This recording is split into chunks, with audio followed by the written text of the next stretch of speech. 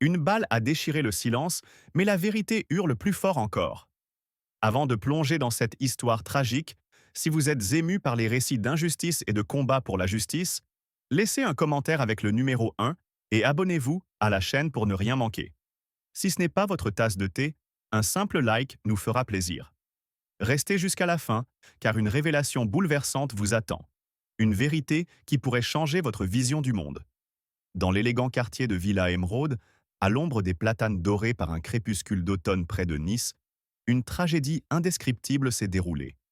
Le colonel Pierre Dubois, un officier respecté de l'armée française, un homme noir de 48 ans à la carrière exemplaire, roulait dans sa Peugeot 508 rutilante pour rendre visite à sa mère, Madame Claire Dubois. Ce soir-là, il avait prévu de lui offrir des macarons artisanaux, un geste tendre pour réchauffer son cœur. Mais ce moment de douceur fut brutalement interrompu par l'officier de police Jacques Martin, un homme rongé par des préjugés raciaux. Sans raison valable, Martin, les yeux plissés de méfiance, a stoppé Pierre, voyant en lui un intrus dans ce havre bourgeois.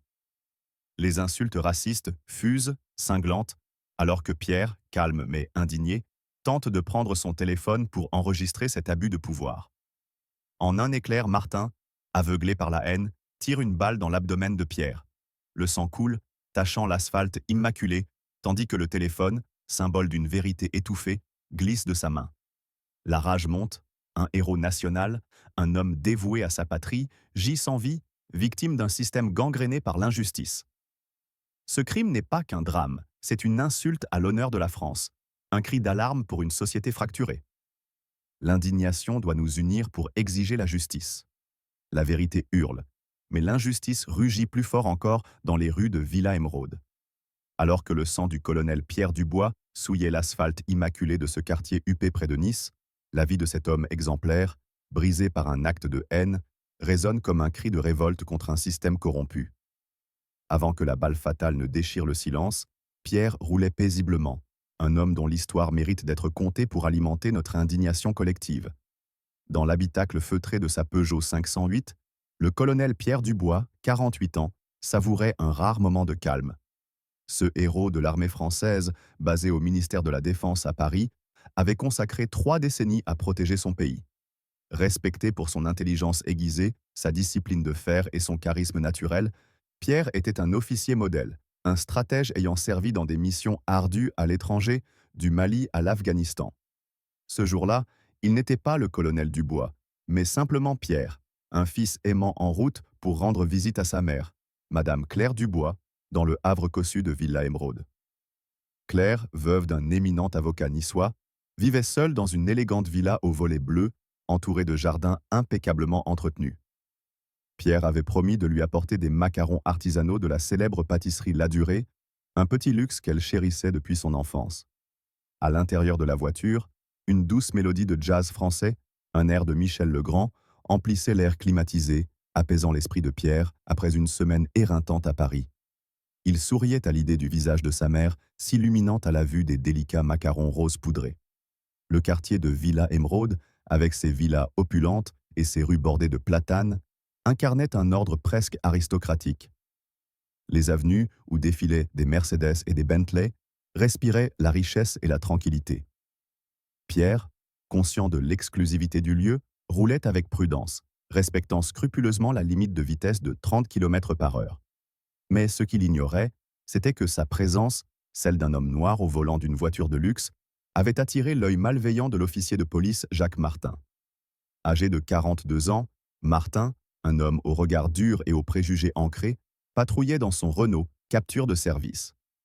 Pour lui, un homme noir dans un tel quartier ne pouvait être qu'un intrus, un voleur ou un trafiquant. Encore un qui n'a rien à faire ici, marmonna-t-il, son ton chargé de mépris. Sans la moindre infraction, sans le moindre indice, Martin fit demi-tour, alluma ses gyrophares rouges et bleus et accéléra pour intercepter la Peugeot. Pierre, jetant un coup d'œil dans son rétroviseur, aperçut les lumières clignotantes. Un soupir d'agacement lui échappa. Il n'avait rien fait de mal. Pas d'excès de vitesse, pas de conduite erratique. Était-ce sa plaque parisienne? Ou, comme il le soupçonnait amèrement, autre chose? Formé à la discipline militaire, il connaissait la procédure. Avec un calme olympien, Il mit son clignotant, ralentit et gara sa voiture sous l'ombre d'un majestueux platane aux feuilles roussies par l'automne. Il coupa le moteur, baissa légèrement la vitre et posa ses mains sur le volant, à 10h10, une posture universelle de non-agression. Mais l'attitude de Jacques Martin lorsqu'il s'approcha était tout sauf professionnelle. La portière de sa voiture claqua violemment, son pas arrogant, sa main droite crispée sur la crosse de son SX Sauer. Ses yeux scrutèrent sur la Peugeot avec une suspicion mêlée d'envie. « Papier !» aboya Martin, sans un bonjour, sans explication. Pierre, malgré l'insulte implicite, répondit avec une politesse froide. « Bonjour, officier. Y a-t-il un problème? Ai-je fait quelque chose de mal ?» Martin ignora la question, son regard perçant fixant Pierre de haut en bas, s'attardant sur son costume élégant mais discret. « Qu'est-ce que vous fichez à Villa Emeraude? Ce n'est pas votre place ici, lâcha-t-il, sa voix dégoulinant de défi et de mépris. Ces mots, comme une lame, transpercèrent Pierre. Lui, un homme qui avait risqué sa vie pour la France, traité comme un criminel dans son propre pays, uniquement à cause de sa couleur de peau. Sa colère montait, mais sa discipline militaire prit le dessus. Il prit une profonde inspiration, ravalant son indignation. « Je rends visite à ma mère, qui vit sur l'avenue des Lilas », expliqua-t-il, tendant lentement son permis et les documents du véhicule. Martin arracha les papiers, les examinant avec un rictus. « Paris, hein? Loin de chez vous. Vous venez espionner les maisons, c'est ça ?» Ces accusations absurdes, ces insultes à peine voilées, brisèrent les limites de la patience de Pierre. « Votre attitude est inacceptable, officier. Je n'ai rien fait de mal, » répondit-il, sa voix ferme, teintée d'une colère contenue.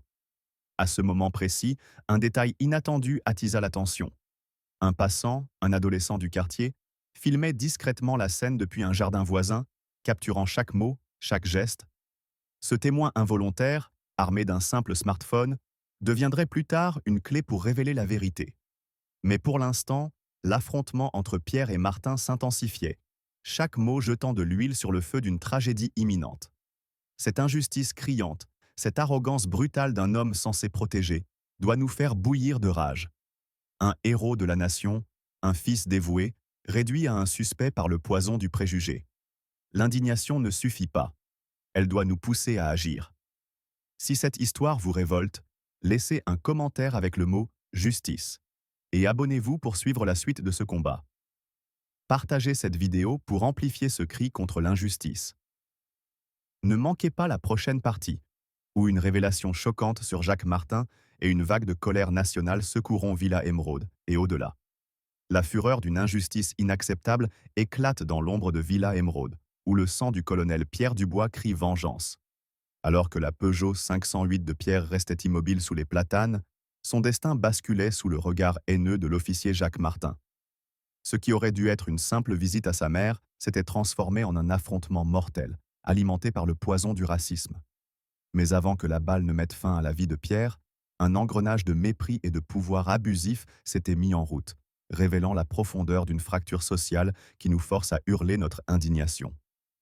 Sous le ciel orangé de l'automne niçois, Jacques Martin, l'officier de police rongé par ses préjugés, avait décidé que Pierre Dubois, un homme noir au volant d'une voiture de luxe, n'avait pas sa place dans l'élégance feutrée de Villa Emeraude. Sans infraction, sans motif légitime, Martin avait allumé ses gyrophares, transformant une patrouille routinière en une chasse alimentée par la suspicion raciale. Pierre, dans sa Peugeot, aperçut les lumières clignotantes dans son rétroviseur. Un frisson d'irritation le traversa. Il savait qu'il n'avait rien fait de mal. Sa plaque parisienne? Sa peau sombre? Ou simplement l'arrogance d'un homme en uniforme? Avec la discipline d'un colonel de l'armée française, il activa son clignotant, gara sa voiture avec précision sous un platane majestueux et coupa le moteur. Ses mains, posées à 10h10 sur le volant, étaient un signe clair de coopération. Mais ce geste, appris dans les manuels militaires, ne pouvait apaiser la tempête de méfiance qui bouillonnait dans l'esprit de Martin. L'officier s'approcha, claquant la portière de son Renault de capture avec une brutalité qui trahissait son état d'esprit. Son pas était lourd, son regard chargé de dédain.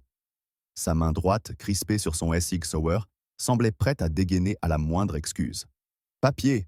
aboya-t-il, sans un mot de politesse, sans expliquer la raison de l'arrêt. Pierre, malgré l'insulte implicite, répondit avec une dignité froide. Bonjour, officier. Y a-t-il un problème? Ai-je commis une infraction? Sa voix, profonde et assurée, portait la force d'un homme habitué à commander. Mais Martin ignora la question. Ses yeux scrutant Pierre de haut en bas, s'arrêtant sur son costume gris impeccablement taillé, comme si cette élégance était une provocation. Qu'est-ce que vous faites ici, à Villa Émeraude? Ce n'est pas votre quartier, lança-t-il, son ton dégoulinant de mépris. Ces mots, comme un coup de poignard, transpercèrent Pierre.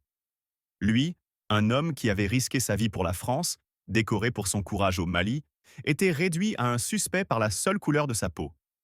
La tension monta d'un cran. Pierre, maîtrisant sa colère, expliqua calmement. Je rends visite à ma mère, qui vit sur l'avenue des Lilas. Voici mon permis et mes documents. Il tendit lentement les papiers, extraits d'un élégant portefeuille en cuir noir. Mais Martin, loin d'être apaisé, arracha les documents avec une agressivité inutile. En feuilletant le permis, il lut le nom. Pierre Dubois, Paris. Paris? Vous êtes loin de chez vous, ricana-t-il, son sourire narquois trahissant une haine à peine voilée. Vous venez fouiner ici, c'est ça? Repérer les villas pour vos petits amis? Ces accusations, absurdes et venimeuses, brisèrent la patience de Pierre. Sa voix, jusqu'alors mesurée, devint tranchante. Officier, votre comportement est inacceptable et discriminatoire. Je n'ai rien fait de mal, et je vous demande de me laisser continuer ma route. À cet instant, un détail inattendu ajouta une couche de drame à la scène. Une vieille dame, Madame Véronique, habitante de Villa Émeraude, observait depuis sa fenêtre. Ancienne professeure de droit, elle avait instinctivement attrapé son téléphone pour filmer la scène, choquée par l'agressivité de Martin. Ce qu'elle capturait, les insultes, l'arrogance, l'absence de motif, deviendrait une preuve cruciale, un phare de vérité dans l'obscurité de l'injustice.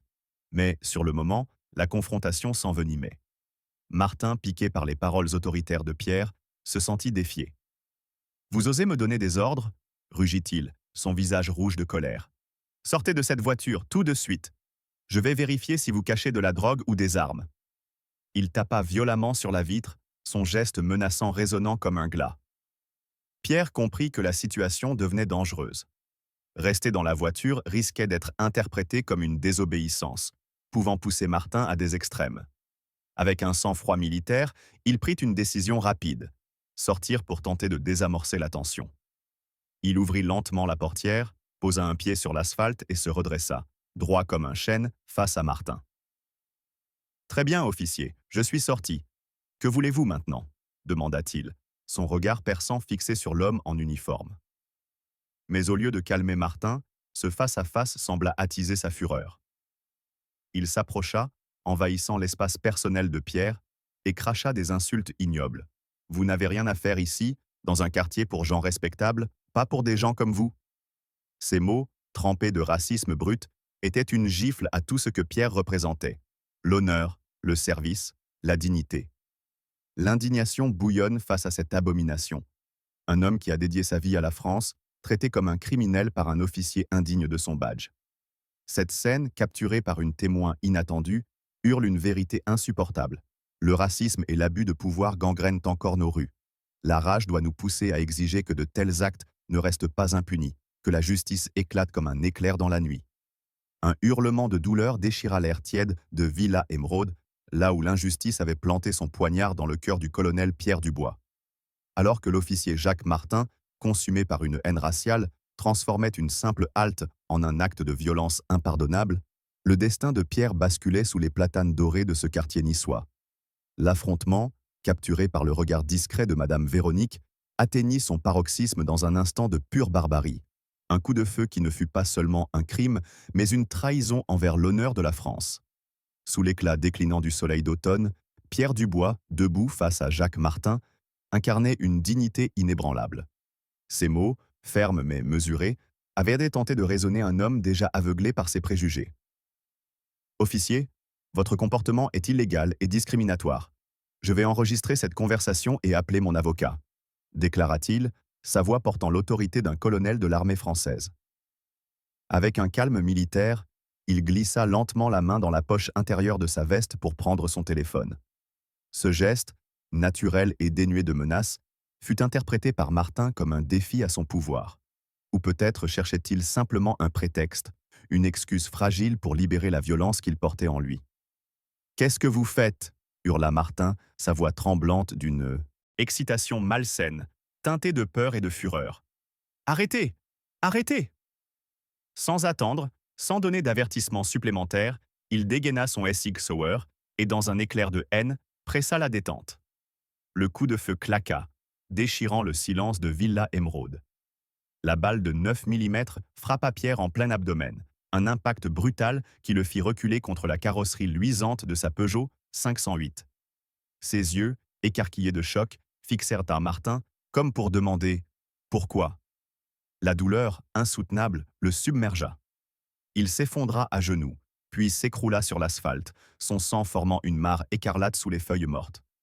Son téléphone, symbole d'une vérité qu'il voulait défendre, glissa de sa main et atterrit près de la flaque rougeoyante.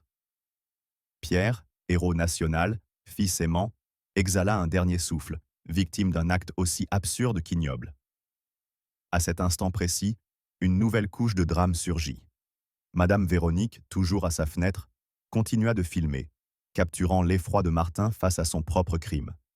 Mais un autre détail, plus troublant encore, émergea. Un badge militaire, tombé de la poche de Pierre lors de sa chute, brillait sur le sol, gravé de son nom et de son rang. Colonel Pierre Dubois, armée française.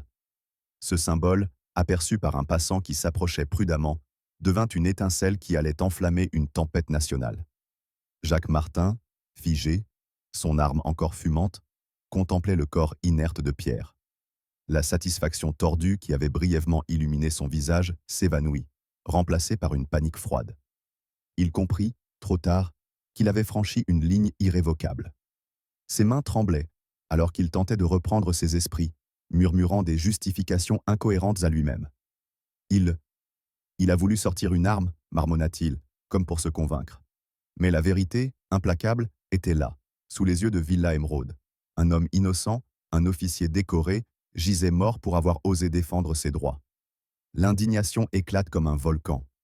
Comment un homme chargé de protéger peut-il devenir un bourreau, animé par une haine aussi vile? Ce crime n'est pas seulement celui de Martin, mais un affront à chaque citoyen qui croit en la justice, en l'égalité, en la France. Le coup de feu résonna dans les ruelles paisibles, brisant la quiétude aristocratique du quartier. Les volets s'entr'ouvrirent, des visages inquiets apparurent aux fenêtres. En quelques instants, des appels affluèrent au 17, signalant un homme à terre, une voiture de police, un drame. Madame Véronique, bouleversée mais déterminée, sauvegarda sa vidéo, consciente qu'elle tenait une preuve accablante. Le badge militaire, ramassé par un voisin courageux, fut transmis aux premiers officiers arrivés sur les lieux.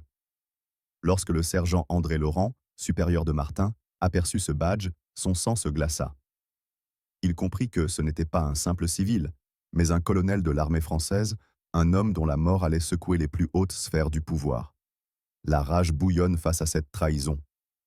Pierre Dubois, qui avait servi la France avec honneur, est mort non pas sur un champ de bataille, mais dans une rue de son propre pays, abattu par ceux censés le protéger. Ce scandale doit être un cri de ralliement pour que justice soit faite. Le sang du colonel Pierre Dubois, répandu sur l'asphalte de Villa Émeraude, devint un cri d'alarme qui ébranla les fondations mêmes de la justice française. Alors que son corps inerte gisait sous les platanes niçois, l'écho du coup de feu tiré par Jacques Martin résonnait comme une insulte à la nation.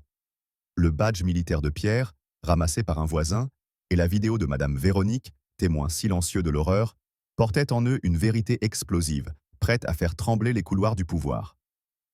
Ce meurtre, loin d'être un simple fait divers, déclencha une tempête de fureur au sommet de l'État, une indignation qui exigeait réparation pour un héros fauché par la haine. Dans les heures qui suivirent cette tragédie, la nouvelle de la mort du colonel Pierre Dubois atteignit Paris comme une onde de choc. Au ministère de la Défense, niché dans l'imposant hôtel de Brienne, l'annonce frappa de plein fouet le général Jean Leclerc, vice-chef d'état-major de l'armée française.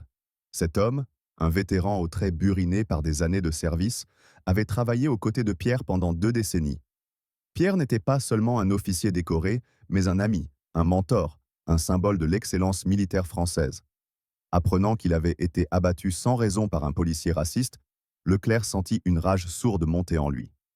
Il abattit son poing sur le bureau en acajou, faisant trembler les décorations militaires alignées.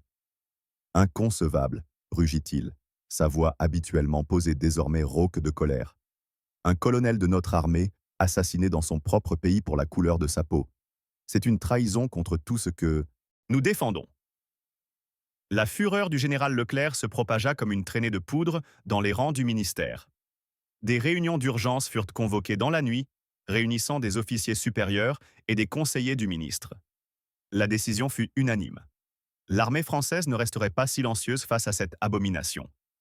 Bien que l'enquête criminelle relève du système judiciaire civil, le ministère mobiliserait toute son influence pour garantir une justice rapide et implacable.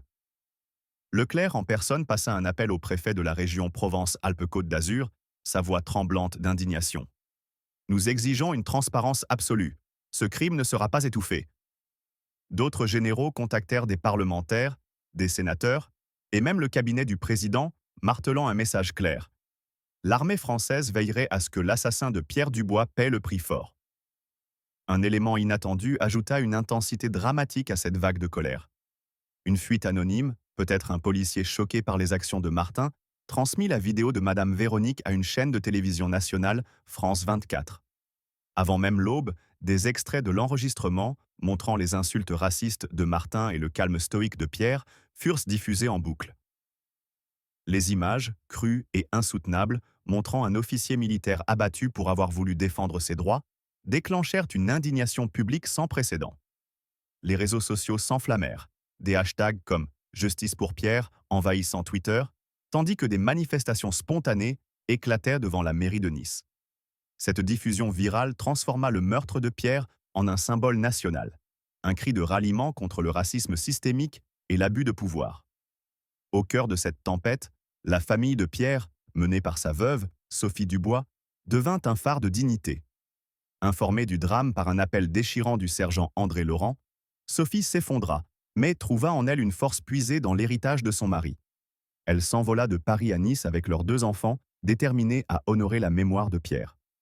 Lors d'une conférence de presse improvisée devant l'hôpital où Pierre avait rendu son dernier souffle, Sophie, les yeux rougis mais la voix ferme, déclara « Mon mari a servi la France avec honneur. Il méritait le respect, pas une balle. Nous ne laisserons pas son sacrifice être vain. » Ces mots, retransmis en direct, galvanisèrent l'opinion publique, amplifiant la pression sur les autorités. Cette injustice crie vengeance. Le meurtre de Pierre Dubois, un homme qui incarnait les valeurs de la République, est une blessure ouverte dans le cœur de la France. L'armée, le peuple et la vérité elle-même exigent que justice soit rendue, non seulement pour Pierre, mais pour tous ceux écrasés par le poids du préjugé. Que cette fureur collective devienne une force pour déraciner l'injustice, pour que plus jamais un héros ne tombe sous les balles de la haine. La tempête de justice s'abattit sur Villa Émeraude, où le sang du colonel Pierre Dubois devint le catalyseur d'un soulèvement national. Alors que les images de l'assassinat de Pierre, capturées par Madame Véronique et diffusées sur France 24, enflammèrent la colère du peuple français, le ministère de la Défense faisait trembler les murs du pouvoir à Paris. L'indignation, portée par la voix brisée de Sophie Dubois et la fureur du général Jean Leclerc, exigeait que l'officier Jacques Martin paie pour son crime odieux. Dans ce climat de rage, l'enquête sur ce meurtre raciste prit une ampleur sans précédent, révélant une vérité aussi accablante qu'inéluctable. À Nice, le choc initial de la mort de Pierre laissa place à une détermination froide. Le sergent André Laurent, confronté au badge militaire de Pierre et à la vidéo accablante de Madame Véronique, comprit que l'affaire dépassait les frontières de la police locale. Le préfet de police, Marc Dubois, sans lien avec la victime, un homme aguerri mais sous pression, ordonna une enquête interne d'une rigueur implacable. La vidéo, devenue virale, montrait Martin proférant des insultes racistes et tirant sans avertissement sur un homme désarmé. Aucun pistolet, seulement un téléphone, gisait près du corps de Pierre. Ce constat, combiné à l'absence de caméra corporelle active chez Martin, une violation flagrante du protocole, fit s'effondrer sa fable de légitime défense. Un détail saisissant émergea. Un ancien collègue de Martin, rongé par la culpabilité, révéla sous serment que l'officier avait déjà été signalé pour des remarques racistes lors de patrouilles précédentes, des plaintes étouffées par une bureaucratie complaisante. Cette confession, comme un coup de tonnerre, exposa une culture toxique au sein de la police niçoise, attisant la fureur publique. Le ministère de la Défense, inflexible, imposa la présence d'enquêteurs de l'inspection générale de l'armée pour superviser l'investigation. Cette intervention, rare et humiliante pour la police locale, témoignait de l'ampleur du scandale. Les preuves s'accumulaient, l'autopsie confirma que la balle avait été tirée à bout portant, sans signe de lutte. Les témoignages des voisins, dont celui de Madame Véronique, décrivaient un Martin agressif, hurlant des insultes avant le coup fatal. Une nouvelle révélation choqua l'opinion. Un enregistrement audio, récupéré d'un appel d'urgence passé par un adolescent du quartier, captura les cris de Martin. « Sors de ce quartier, tu n'as rien à faire ici !» quelques secondes avant le tir. Cet élément, combiné à la vidéo, transforma l'enquête en une condamnation publique de Martin, un symbole de l'abus de pouvoir. À Paris, le général Leclerc et ses collègues pressèrent le ministère de l'Intérieur d'ouvrir une enquête fédérale pour violation des droits civils. La pression s'intensifia lorsque des manifestations, menées par des vétérans et des activistes, envahirent les rues de Nice et de Paris, brandissant des pancartes avec le visage de Pierre et le slogan « Justice pour Dubois ». Sophie Dubois, malgré son chagrin, devint une figure centrale, rencontrant des parlementaires pour exiger des réformes contre le racisme dans les forces de l'ordre. Cette injustice est une plaie béante. Comment un homme comme Pierre, décoré pour son courage, peut-il être abattu par ceux censés protéger la République? La vérité, révélée par des preuves irréfutables, doit être un marteau brisant les chaînes de l'impunité. Cette affaire, portée par la colère collective, ne peut être ignorée. Si ce cri d'indignation résonne en vous, laissez un commentaire avec le mot « vérité » et abonnez-vous pour ne pas manquer la suite. Partagez cette histoire pour que la mémoire de Pierre Dubois devienne un phare pour le changement. La prochaine partie révélera comment la justice a frappé avec une tournure inattendue qui secouera la France entière. La salle d'audience du palais de justice de Nice vibrait d'une tension électrique, comme si la colère du colonel Pierre Dubois, assassiné à Villa Emeraude, planait au-dessus des débats. Alors que les preuves accablantes, la vidéo de Madame Véronique, l'enregistrement audio d'un adolescent, les témoignages d'une police corrompue, avaient démantelé la défense de Jacques Martin, le procès de ce dernier devint le théâtre d'une bataille pour la justice. L'indignation nationale, portée par les manifestations et la voix implacable de Sophie Dubois, exigeait un verdict qui rendrait hommage à un héros fauché par la haine. Le procès, sous les projecteurs des médias français et internationaux, débuta dans une atmosphère lourde. La procureure, Marie Lefebvre, une femme à la réputation d'inflexibilité, mena l'accusation avec une précision chirurgicale. Elle présenta la vidéo de Madame Véronique, où les insultes racistes de Martin et son tir mortel sur Pierre, armé seulement d'un téléphone, glaçaient le sang. L'enregistrement audio, capturant les cris haineux de Martin, résonna dans la salle, faisant frémir les jurés. Un élément inattendu intensifia le drame. Un officier de police, Luc Moreau, brisa le code du silence en témoignant contre Martin, révélant une série d'incidents où ce dernier avait ciblé des minorités, des plaintes ignorées par ses supérieurs. Cette trahison interne, exposant la complicité d'une hiérarchie laxiste, fit bouillir la salle d'une rage contenue. Lefebvre brandit le badge militaire de Pierre, symbole de son sacrifice, et déclara « Cet homme a servi la France. Jacques Martin l'a exécuté pour sa couleur de peau. » Sophie Dubois, prenant la parole, bouleversa l'audience. Sa voix, empreinte de douleur mais d'une force inébranlable, raconta les 30 ans d'amour et de dévouement de Pierre. Il croyait en l'égalité, en l'honneur. Il méritait la vie, pas une balle. Les jurés, émus aux larmes, sentirent le poids de leurs responsabilités. Après des semaines de débats, le jury rendit son verdict. Martin fut reconnu coupable de meurtre au premier degré. Le juge, un vétéran à la droiture légendaire, prononça une sentence rare. La prison à vie sans possibilité de libération, une condamnation sévère dans un pays où la peine de mort est abolie. Cette décision, un cri de justice, résonna comme un coup de marteau contre l'injustice raciale. La France entière rugit d'indignation et d'espoir. Pierre Dubois ne serait pas oublié et son sacrifice deviendrait un phare pour réformer un système gangrené. L'écho du verdict résonna comme un coup de tonnerre à travers la France, mais la douleur du sacrifice de Pierre Dubois continuait de hanter Villa Emeraude. Dans la salle du palais de justice de Nice, où la condamnation à perpétuité de Jacques Martin avait scellé son sort, la justice semblait avoir parlé. Pourtant, la victoire était amère, incapable de ramener un héros fauché par la haine. Ce procès, porté par la vidéo accablante de Madame Véronique, le témoignage courageux de Luc Moreau et la dignité de Sophie Dubois, devint plus qu'un jugement. Il fut un cri de ralliement, un appel à briser les chaînes du racisme et de l'injustice qui gangrènent encore la société française. Le verdict, bien que sévère, ne put apaiser la fureur collective. La condamnation de Martin, un officier de police déchu, marqua une rupture rare dans l'histoire judiciaire française. Les gros titres de Le Monde et Libération proclamèrent « Justice pour Pierre Dubois », mais l'indignation restait vive. Un élément inattendu attisa encore les flammes. Une pétition nationale, lancée par un collectif d'étudiants niçois inspiré par Sophie, exigea la création d'une commission parlementaire pour enquêter sur les abus systémiques dans la police. Signée par des centaines de milliers de citoyens, elle fut remise au président de l'Assemblée nationale lors d'une cérémonie émouvante, où Sophie, tenant le badge militaire de Pierre, déclara « Mon mari est mort pour que la France ouvre les yeux. Que son sacrifice soit le début d'un changement. » Ces mots, retransmis en direct, galvanisèrent la nation, transformant Pierre en symbole d'une lutte plus vaste. Cette affaire devint un catalyseur. Les manifestations, désormais organisées par des associations de vétérans et des groupes de défense des droits humains, se multiplièrent, réclamant des réformes pour éradiquer le racisme dans les forces de l'ordre. Le général Jean Leclerc, lors d'une allocution télévisée depuis l'hôtel de Brienne, jura que l'armée française soutiendrait ces efforts, honorant la mémoire de Pierre. Un détail poignant émergea. Une école militaire à Paris fut renommée Collège Pierre Dubois, un hommage éternel à un héros trahi par son propre pays. Cette décision, applaudie mais controversée, rappela à tous que la justice, bien que rendue, ne suffisait pas.